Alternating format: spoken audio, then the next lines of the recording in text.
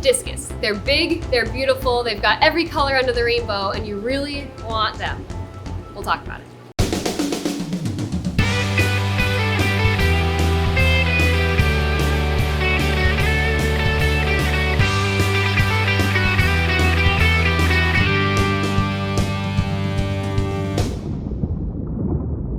Hey guys, Salty Alley here. Thanks for watching another episode of Ocean State Aquatics TV, and today we are talking Symphysedon, aka the Discus. You've seen them before.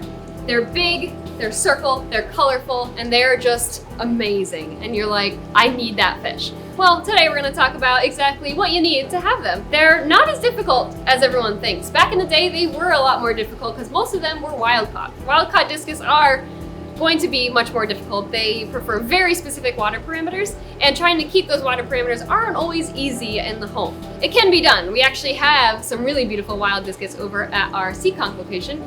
So if you ever were interested in those, definitely check those out. But for the everyday person who just thinks, I really need those fish, they're so beautiful, then this is for you. So our captive red Discus are much easier than you've heard. This is because most of them are actually raised in a regular pH 7. You hear all the time that they need to be kept super, super low pH, which is true if you do wild Discus. They come from a very low pH of about 6, 6.5. So keeping that low pH is sometimes a little bit more difficult. The biggest important thing to remember with Discus is water changes. Discus definitely need water changes. So that is one thing to keep in mind. If you're not somebody who wants to always be on top of those water changes, if you're very busy, you're not always home very often, and you kind of just want fish, regular community tropical fish are for you, but for Discus, not so much. They do require weekly water changes all of the time. They need a low nitrate. Typically 20 is like the highest you really want to go with a nitrate on Discus.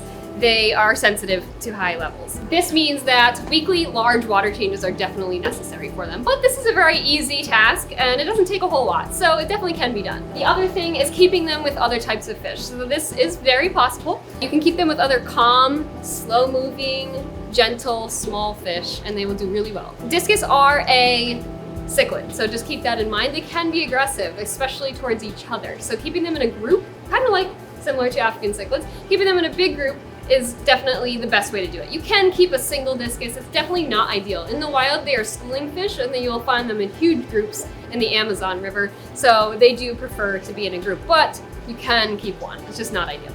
So keeping a group of them is perfect, but again, you have to be careful on how many. They are a cichlid, like I said, so keeping 3 can sometimes result in issues, but keeping 6, 7, or 8, you're gonna have better luck. They're not gonna fight as much, you're gonna see a better schooling behavior, and you'll have, like I said, less aggression issues as well. Discus should also be kept in a larger aquarium. As you can see here, Discus do get large, and these guys aren't even full grown yet. They can get the size of a small dinner plate, about this. So a 75-gallon or larger is ideal because, again, you do want to keep them in a group. Typically, you'll see breeders will keep pairs in smaller aquariums, like 30, 40 gallons, and that's typically just for breeding. But in a setting where you want to enjoy them in a group, then 75 gallons or larger is best. And taller aquariums are actually better because, obviously, their shape. They are a tall fish. Discus are from the Amazon River, so having a dark water aquarium is actually even better if that's something that you have and you've got a nice piece of driftwood in there and the tank has a lot of tannins. They'll actually thrive and do really, really well. The other key with Discus is keeping them warm. This is extremely important. Discus do not like lower temperatures. 76, even 78 is a little low for Discus. They really need to be kept at 85 degrees. 85 degrees is the sweet spot with them. Wild Discus actually prefer even closer to 90 degrees. So there's not many fish that will cohabitate with them, except for fish that you also find in the Amazon with them. But if you keep the tank at 85 like they should be, there's actually quite a few fish that can go with them, and I'll talk about that. So like I said, you can actually keep Discus with other fish. There's quite a wide variety of fish you can keep them with. If you really are into it and you want to do like a biotope type tank, you would stick to fish that are actually found in the Amazon with them, so you can kind of make it as naturalistic as possible. But you don't have to do that. There are other fish that will gladly be in there and will do well with them. As you can see here in our for sale tank here, we actually have angels with them. These are wild Peruvian angels, and they actually really don't mind the heat. They really enjoy it, just like the Discus, so they do really well together. They are also a cichlid, but they can get along very well. Of course, this is all relative, and all fish are different and have different personalities, so always be careful when selecting other fish for your tank.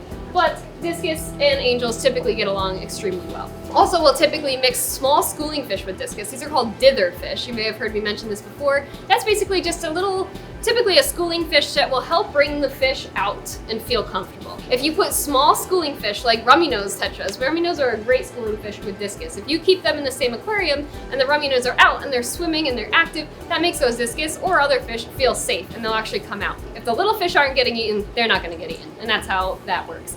So, like I had mentioned, rummy nose are really great. We have false rummy nose available right now, and those are just super neat. If you're into like kind of the rare fish, they're really cool. But regular rummy nose neon tetras, one little note I'll put in there is neons and cardinals are actually the main diet of discus in the wild. So discus will eat them as they get larger. So just keep that in mind. Rummy nose typically make a better option because they are a bit bigger than the neons. So you can keep them with small discus, but just keep in mind that you may have an issue as they get bigger. Another really good option is Congo tetras. Congo tetras are a really nice schooling fish that doesn't get too big, that would actually look really beautiful with your discus. We often, actually at all 3 stores, have Congo tetras in our display tanks with our discus. And it's a really beautiful mix of fish. The biggest reason why you have to be careful when selecting other fish to go with your discus is a few things. One, you want fish that aren't super fast moving and active because it actually scares the discus. They're very kind of calm and laid back fish. So when you have other fish that are just like all over the place, you know, and they're eating very aggressively, that can stress out the discus and actually can scare them enough to the point that they may not want to eat. Cardinals and neon tetras are actually part of their diet in the wild, so keep that in mind when selecting other smaller fish to keep in the aquarium. You don't want to go too small because they may become dinner for the discus. Most other fish that are larger schooling fish that can handle the higher temperature will actually be a really good addition as long as they're not too much of aggressive eaters or aggressive fish. I wouldn't suggest ever keeping them, for example, with tiger barbs because even though they're a nice schooling fish, they may be nippy and they may nip on the discus or cause them stress by being too active, and like I said, they can be nippy as well. So what do discus eat? So that's a really good question. Most of the time, their absolute favorite food in the world is bloodworms. And bloodworms are a really good food to feed your discus. But just keep in mind, you don't want to overfeed bloodworms. Bloodworms have a outer coating on their body that is actually hard for the fish to digest. This is for all fish, actually, just a little side note. Most fish can find bloodworms to be hard to digest, so you don't want to feed it all of the time, but discus definitely require it a few times a week. You can also feed meatier foods like mysis shrimp, brine shrimp, and others. There's actually even a Hikari discus blend frozen food that is ideal for them. In the wild, like I had said, discus will feed on small fish, but they will also mainly feed on vegetation as well. They are big plant eaters, but you may find that they really don't feed on plants in the aquarium. Discus have a fast metabolism and can lose weight very quickly, so they should be fed multiple times a day. Honestly, ideally 3 or 4 times a day is ideal, or 2 good-sized feedings will work as well, but they really shouldn't be fed only once a day or every other day. They should be fed multiple times every day. Another really good food option is vibrobites. We feed vibrobites very heavily to all of our fish here because it's a very well-rounded diet and it looks very similar to a bloodworm, so discus will usually take to it right away. It must also smell very good because all the fish love it. So the point of this video is not to say that discus are the easiest fish to keep, because they're definitely not. They can be finicky, and like I said, you have to keep that water very clean and warm, and you have to be careful about what fish you put with them. So they're not for everybody, but they're not as difficult as everything makes them sound, and they definitely can be done by the average keeper, as long as you're on top of your water parameters and you're keeping that tank clean and warm.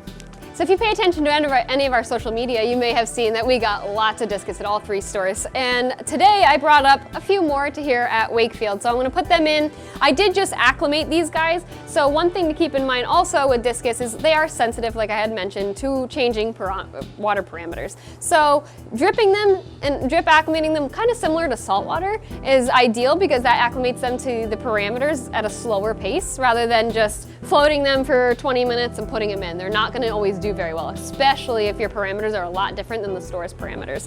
So just make sure that anytime you get a new discus, you float them for a few minutes and then you put them in a 5-gallon bucket and drip acclimate them with just this little simple airline tube. You just run it from the tank right into the bucket. And that will get them acclimated to your pH and your nitrate levels and whatever other levels that might be a little different than ours. So as you're gonna see here, I'm not scooping these fish out with a net.